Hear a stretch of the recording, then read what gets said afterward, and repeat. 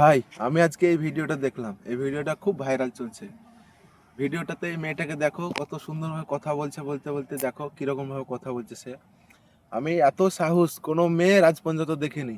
সে যেভাবে মেয়েটার সঙ্গে কথা বলছে তোমরা দেখেও অবাক হয়ে যাবে। তো ভিডিওটা দেখো শেষ পর্যন্ত, তারপর তুমি বলবা মেয়েটাকে ঠিক করেছে না ভুল করেছে। এটা কমেন্ট বক্সে কমেন্ট করে জানাবা।